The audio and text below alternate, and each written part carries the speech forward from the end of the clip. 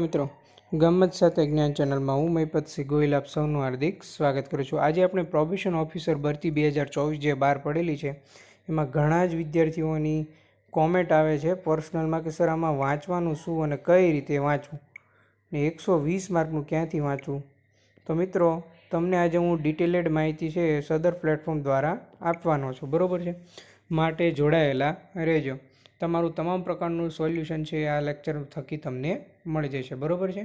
Probation officer બનવા માટે શું શું ધ્યાનમાં રાખવાનું છે એ હું ડીપમાં માહિતી આપીશ। જો તમે આપણી ચેનલ પર ફર્સ્ટ ટાઈમ વિઝિટ કરતા હો તો ગમ્મત સાથે જ્ઞાન ચેનલને લાઇક કરી દેજો, શેર કરી દેજો, સબસ્ક્રાઇબ કરી દેજો। નીચે ડિસ્ક્રિપ્શનમાં ટેલિગ્રામમાં તેની લિંક આપેલી છે, ત્યાં તમે આપણા ગ્રુપમાં જોડાઈ શકો છો। તો ચાલો મિત્રો, આપણે આગળ વધીએ। સર્વપ્રથમ તો તમારે શું કરવાનું છે? સર્વપ્રથમ તો તમારે છે, એક જ મિનિટ,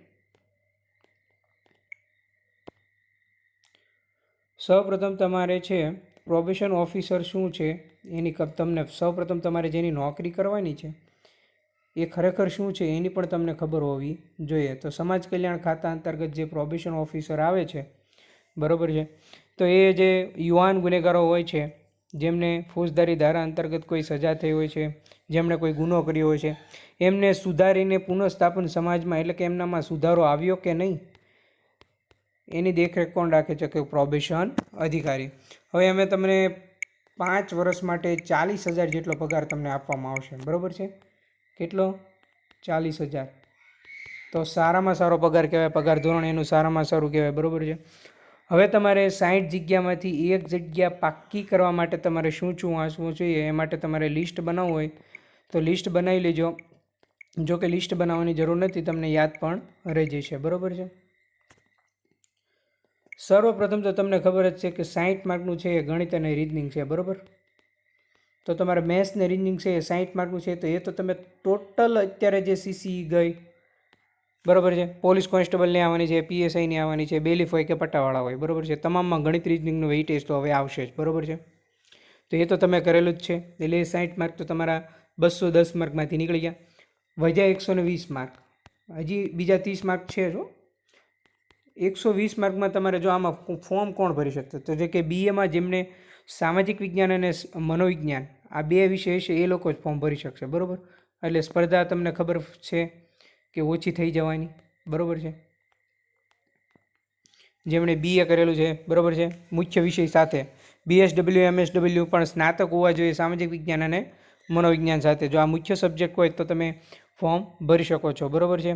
તાજેતરમાં ફોર્મ ભરવાના ચાલુ છે, 16 તારીખથી થઈ ગયા છે, બરાબર? જે કોઈ પણ વિદ્યાર્થી મિત્રોને બાકી હોય તે ભરી દેજો, પછી એન્ડ ડેટમાં જે ફોર્મ ભરવામાં તકલીફ પડશે। હવે એમાં 120 માર્કના છે, એમાં તમારે શું વાંચવાનું? તો કે ટીવાય બીએ એના જે મુખ્ય વિષય સબ્જેક્ટ છે મનોવિજ્ઞાન, સામાજિક વિજ્ઞાન, આ બંને વિષયના તમારા મોસ્ટ જે આમ પૂછાય એવા ટોપિક હોય એ તમારે વાંચવાના રહેશે।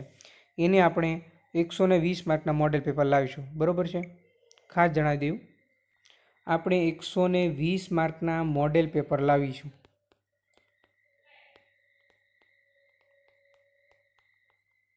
બરાબર છે?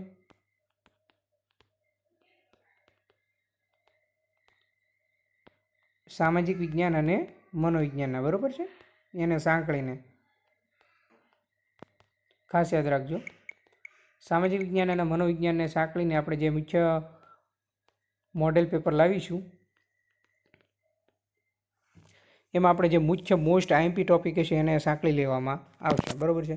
હવે એ તમારા 120 માર્ક પૂરા થઈ ગયા। 60 માર્ક મેં તમને કહી દીધું, વધ્યા કેટલા તમારા માર્ક? હવે 30 માર્ક। તો 30 માર્કમાં તમારે શું છે? તો કે વર્તમાન પ્રવાહ, એટલે તમારે ન્યૂઝપેપર વાંચવાના, બરાબર? અને 120 માર્કમાં મેં તમને કીધું એમ ટીવાયબીએના ચોપડા વાંચી લો તો પણ ચાલે, first year, second year, third year, okay, done. Newspaper વાંચવાના ઉપરાંત બંધારણ છે એ તમારે એક વાંચવાનું રહેશે, ઉપરાંત ગુજરાતી અને અંગ્રેજી વ્યાકરણ, આટલું તમારે 30 માર્કમાં કવર કરવાનું રહેશે। થઈ ગયા ટોટલ 210 માર્ક, ડન છે? ક્લિયર છે? સમજાય છે બધાને? હવે કોઈ પણ જાતનું કન્ફ્યુઝન રહેતું નથી। 30 માર્કનું ગણિત રીઝનિંગ છે તો તમને ખબર જ હોવી જોઈએ, તમામ સ્પર્ધાત્મક પરીક્ષામાં તમે કરો જ છો, એટલે કયા ટોપિક કરો એ પણ તમને ખબર પડી જશે। તો પણ ડિટેલેડ અભ્યાસક્રમ આવશે તો આપણે ટેલિગ્રામ ચેનલમાં આપણે મૂકી દઈશું, બરાબર છે? હવે કોઈ પણ જાતનું કન્ફ્યુઝન રહેતું નથી. જો તમે આપણે ગણિતનું કોન્ટેન્ટ જોવા માગતા તો એક લેક્ચર આવી ગયો છે ગણિતનો, એ પ્લેલિસ્ટ ઉપર તમે જોશો તો મળી જશે, બરાબર. લેક્ચર 1 ગણિત, કેટલું સારું કન્ટેન્ટ આપ્યું છે ત્યાં તમને ખબર પડી જાય છે, બરાબર છે. આપણે સ્પેશિયલ બ્લેકબોર્ડ પર સમજાવ્યું છે તેમાં. એ લેક્ચર સિરીઝ તો આપણે જ્યારે ટાઈમ મળશે 1 કલાક 2 કલાકના લેક્ચર લાવીશું, બરાબર છે. 120 માર્કના મોડેલ પેપર, એમાં હું શું કરીશ, 120 માર્કના જે મોડેલ પેપર લાવીશું એમાંથી હું જે સામાજિક વિજ્ઞાન ને મનોવિજ્ઞાનના જે મોસ્ટ આઈએમપીને પૂછાય એવા પ્રશ્નો હોય છે ને એ એમાં સાંકળી લઈશ, બરાબર છે. આવા 120 માર્કના મારા ખ્યાલ મુજબ 20 મોડેલ પેપર લાવવાનો પ્લાન છે આપણો, બરાબર છે. 20 મોડેલ પેપર છે એ હું તમને આપીશ, બરાબર છે. પ્રોટેક્શન ઓફિસર માટે, બરાબર છે.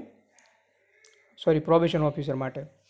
તો પ્રોબેશન ઓફિસર બનવા માટે તમારી પાસે આટલી લાયકાત હોવી જોઈએ, સામાજિક વિજ્ઞાન કાં તો સાયકોલોજી સાથે તમે BA કરેલા હોવા જોઈએ,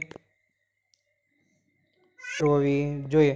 પછી આપણે કેટલી લેક્ચર સિરીઝ ચાલુ છે એ પણ તમને ખબર છે. ખાખી એક સપનું, હું પણ બનીશ કોર્ટ કર્મચારી, બરાબર છે. રેવા કેટલી મહેનત કરવાની છે એ આને ધ્યાનમાં રાખીને કરવાની છે, બરાબર છે.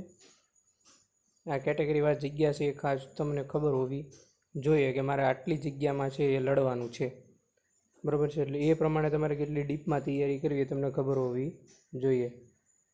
સેલેરી સારી કહેવાય મારા ખ્યાલ પ્રમાણે, બરાબર.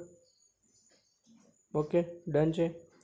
એમાં જોઈએ તો બીના અનામતની 24 જગ્યા છે, આર્થિક રીતે નબળાની 6, સામાજિક શૈક્ષણિક રીતે 50 વર્ગની 19, અનુસૂચિત જાતિની 2, અનુસૂચિત જનજાતિની 9, બિન અનામતની 7, આર્થિક રીતે નબળા 1, સામાજિક શૈક્ષણિક રીતે 50 વર્ગની 6, બરાબર છે. અનુસૂચિત આ જે કક્ષાવાર મહિલાઓ માટેની છે, બરાબર છે. માજી સૈનિકની 6, એટલે આ બરાબર છે. આ મહિલાની જગ્યા બાદ કરીને આ તમારી જગ્યા છે જેન્ટ્સની, આટલી મહિલાની જગ્યા છે, એટલે આને ધ્યાનમાં રાખીને તમારે તૈયારી કરવાની રહેશે, બરાબર છે. હવે કોઈ પણ જાતનો પ્રશ્ન રહેતો નથી. હવે જો કોઈ પ્રશ્ન હોય તો કોમેન્ટ જરૂર કરજો, બરાબર છે. તો આપણે ડીપમાં માહિતી મેળવી કે શું શું વાંચવું ને શું ના વાંચવું, બરાબર છે. હવે જોઈએ કે તમે આને ધ્યાનમાં રાખીને તૈયારી તો કરો છો, પણ સાથે સાથે તમારે શું કરવાનું છે, સાથે સાથે તમારે એ પણ તમારે ખાસ ધ્યાનમાં રાખવાનું છે.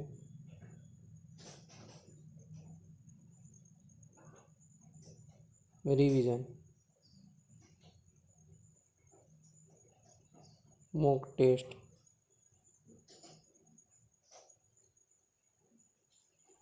મોડેલ પેપર,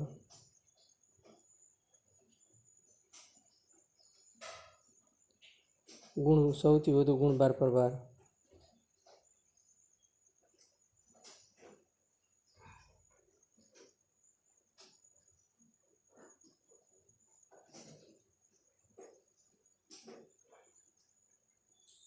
આટલી વસ્તુ તમારે ધ્યાનમાં રાખવાની છે, બરાબર છે. તો મિત્રો કેવો લાગ્યો લેક્ચર? જો સારો લાગ્યો હોય તો લાઈક કરી દેજો,